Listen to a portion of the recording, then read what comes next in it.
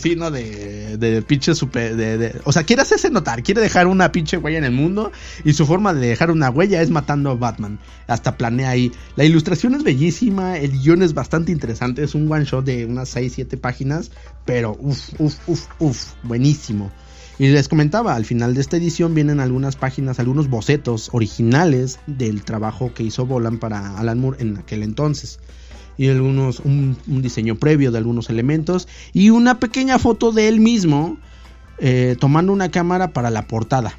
Entonces, la verdad está muy chingona esta pinche edición. Es una belleza. Pero bueno, esto es en cuanto al arte, el dibujo. Realmente no podría expresarles todo lo bello que es a través de este podcast porque lo tienen que ver. Y bueno, les paso a Freddy para que les platique un poquito sobre Alan Moore. Bueno, pues, ¿dónde podríamos comenzar con este señor, este caballero? A mi parecer, a mi muy personal opinión, Alan Moore es probablemente el mejor escritor de cómics que haya existido, definitivamente. Y ciertamente es uno de los más influyentes, sobre todo en la época contemporánea. Alan Moore es oriundo de Northampton, en Inglaterra. Nació en 1953, entonces ahorita tiene unos 66 años, si las cuentas no me fallan. Y él comenta que siempre fue, desde niño, muy asiduo a los cómics. Le gustaban los cómics, como por ejemplo los cómics norteamericanos de Flash, Superman, Batman, entre otros. Y al mismo tiempo también tenía una pasión bastante grande por los cómics británicos. No es muy conocido ese tipo de cómic aquí en México. De hecho, el cómic europeo no es muy conocido. Pero esperemos que eso cambie muy pronto. Él tenía un gusto, por ejemplo, por cómics como Little Abner, que es un cómic acerca de un pequeño niño rollizo inglés que parecía que tenía el poder de controlar la realidad y hacerla a su antojo. Entonces él tenía ocasiones así como, no lo sé, estaba en la escuela y de repente ya no quería tener clases o uno de sus profesores lo molestaba. Muy bien, chasqueaba los dedos y de repente ese profesor se había convertido en una especie de Jack in the Box, en uno de esos muñecos que saltan de la caja musical, cosas por el estilo. El caso es que él al crecer le perdió la pista y también un poco el gusto a los cómics. Simple y sencillamente él ya se había interesado en otras cosas. Cuando finalmente se convierte en adulto y ya tiene una esposa y tiene a una hija en camino, se da cuenta de que su vida de, digámoslo así, como de buscavidas, por decirlo de alguna forma, tiene que terminar y ahora tiene que tomar un trabajo serio. Entonces él va barajando varias labores, entre las cuales, por ejemplo, se destaca el hecho de que él fue pepenador en una de varias compañías donde despellejaban ovejas. Entonces muchos de estos trabajos, o si no es que más bien todos, le parecían pues ahora sí que una mentada de madre. Sin embargo, por lo mismo de que él nunca pudo completar una educación académica total por varios incidentes que sucedieron en su juventud, de los cuales hablaremos probablemente en algún otro programa, o más bien en algún otro capítulo, él pues nunca pudo conseguir un trabajo serio, entre comillas. Y cuando se dio cuenta de que ahora tenía dos opciones, podía hacer lo que fuera para conseguir un trabajo estable, entre comillas nuevamente serio, o podía hacer lo que él quería, que era ser escritor. Él quería ser escritor de cómics precisamente porque recordó el gusto que él tenía por esta forma de arte en su niñez, y además también porque él siempre dijo: me di cuenta, citando o más bien parafraseando un poco a Moore, me di cuenta de que si yo quería ser un escritor de novelas, de ensayo, de cuento corto, es decir, un escritor serio, yo ya tenía demasiada competencia. De hecho, tenía miles de años de competencia. Prácticamente ya todo se había hecho en la literatura seria. Todo. Es decir, ya había trabajos y obras maestras en la literatura universal de un montón de autores a lo largo de un montón de años y de épocas, y yo simplemente iba a ser uno más del montón. Sin embargo, en los cómics todavía no existía una obra magna, todavía no había un escritor que fuese como la cúspide de lo que se podía hacer con esa forma de arte. Y el cómic ofrecía muchas posibilidades que yo estaba dispuesto a hacer una punta de lanza. Sé por qué, porque pues realmente él tenía la confianza de decir, yo puedo hacer cosas en los cómics que aún no se han hecho. Y así fue como entonces él llegó a los cómics, primero trabajando en editoriales británicas, empezando desde cero. De hecho, él fue incluso caricaturista de varios cartones o tiras cómicas en periódicos. Les recomiendo que busquen por ahí el del gato, ¿cómo se llama? Maxwell el gato mágico. Maxwell el gato mágico, está bastante curioso y siento que es como un precursor de otro gato que por ahí sale, que es Es que es un cómic de un gato pornográfico, o sea... ese dato no me lo sabía. Ajá. No me acuerdo cómo se llama. Luego les voy a pasar el dato. Pero el caso es que estoy seguro que Alan Moore inspiró a este otro gato. Se me olvida. Se me va ahorita la onda. Pero sí, chequen algo de su trabajo anterior antes de ser solamente escritor. Porque él también hizo sus pininos. Él también se aventó sus trazos. Y la neta, no estaba mal. Pero le va mejor como escritor. Sí, de hecho, justamente él empezó queriendo ser tanto escritor como dibujante. Al final de cuentas y después de poco tiempo se dio cuenta de que nunca iba a dibujar lo bastante bien o lo bastante rápido como para hacer una carrera de esa manera. Entonces decidió dedicarse solamente al guionismo, a la escritura del cómic. Y fue ahí entonces pues donde empezó la leyenda, justamente. Sus trabajos pasaron por un montón de editoriales en Gran Bretaña y se hizo de un renombre a tal grado que incluso DC, después de un tiempo, lo contactó personalmente para ofrecerle un trabajo como escritor de cómics, empezando con Swamp Thing, un personaje de la época de los 70s que prácticamente estaba olvidadísimo y a punto de ser cancelado totalmente. Y DC dijo, bueno, pues veamos qué haces con esto. Te seguiremos dando trabajo si logras hacer algo bueno y obviamente que venda con este personaje de tercera.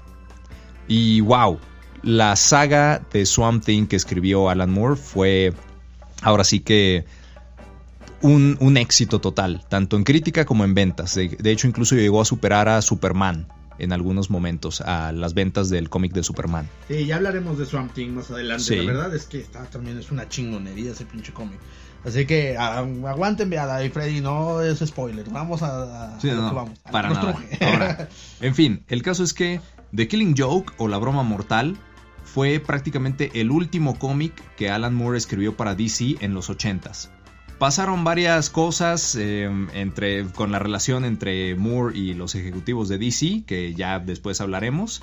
El caso es que al final terminó siendo el caso de que dejaron de llevarse bien y Moore ya quería abandonar DC.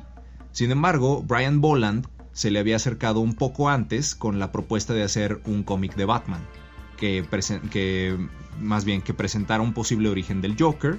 Y en fin, el caso es que Moore, en cierta forma, también por respeto y por favor a Brian Bolland, decidió hacer de ese su último trabajo en DC.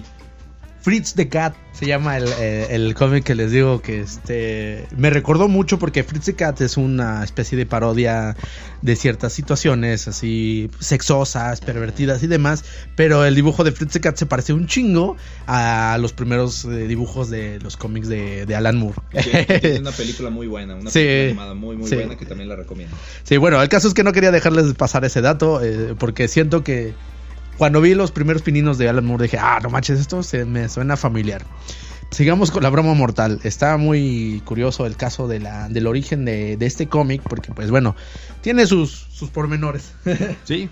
El caso es que bueno, pues este trabajo empezó siendo justamente eso, un favor entre dos cuates que ya habían trabajado bajo las mismas oficinas editoriales en el pasado, pero que nunca antes habían trabajado en un cómic juntos.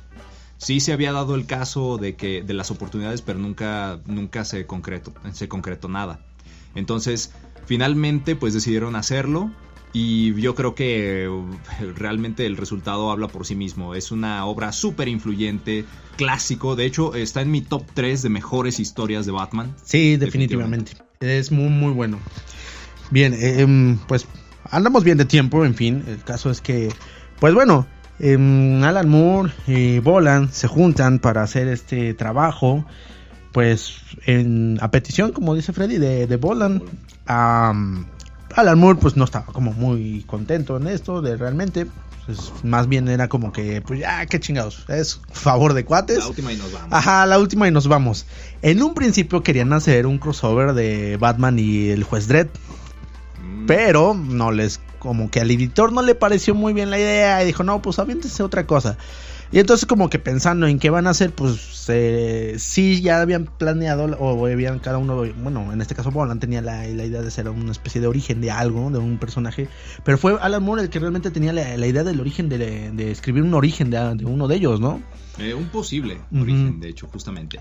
Nota, interesante, exactamente, es un posible origen porque incluso el Joker comenta en otros momentos y en aquí en este mismo cómic que a veces recuerda el pasado de una manera y a veces de otra. Entonces realmente no sabemos si lo que pasó en este cómic es realmente verídico o simplemente fue una manera más en la que él lo recuerda. Y pues da pie a que se pueden escribir muchas otras cosas. Y bueno, ahorita seguiremos platicando de lo que ha sucedido más adelante. Entonces, bueno, aquí tenemos algo de el trabajo de ambos escritores, más bien un poco de ambos autores, del origen de este cómic, y ahorita les vamos a hablar un poquito ya propiamente de cómo está trabajado el guión, de cómo nos pareció esta obra y pues nuestras propias percepciones. Entonces, no se vayan, seguimos aquí en La Viñeta Errante Radio. Esto es una pausa, Freddy, así que tengamos paciencia. Ahorita que estemos en este otro segmento, acuérdate, de hecho me interesa mucho que comentes primero lo que nos inspiró en el capítulo que me comentaba, que platicabas la otra vez. Ya, sí. Porque eso realmente es como que lo principal, que creo que está muy, muy interesante. Aclárate la garganta. Tenemos todavía 20 minutos de esto, así que no se vayan, sigan escuchando este par de locos. Sí. ¿Cómo se llamaba ese? ¿El conejo Pepito y quién? El conejo Pepito, y no me acuerdo de su novia, güey, pero sí, así. Ella lo fingió. Y con la música así toda como setentera, güey, de película porno. Puro funk. Sí, y se dio cuenta de que tenía pelo donde antes no tenía pelo. Sí, seguro que sí se basaron en Flip the Cat para hacer ese personaje del conejo. Sí, o en varias otras cosas, pues ya ves que así pasa. Ajá. Bien, estamos aquí de vuelta en nuestro tercer segmento de la Viñeta Errante Radio. Ahorita les vamos a platicar un poquito más acerca de el origen de esta historia.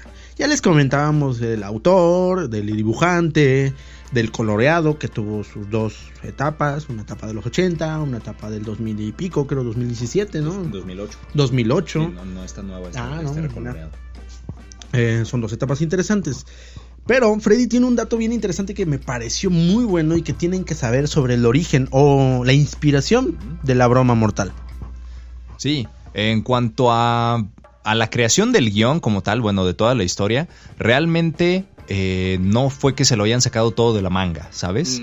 De hecho, ellos tenían a su disposición toda la biblioteca de toda la historia de DC y sobre todo obviamente de los personajes de Batman.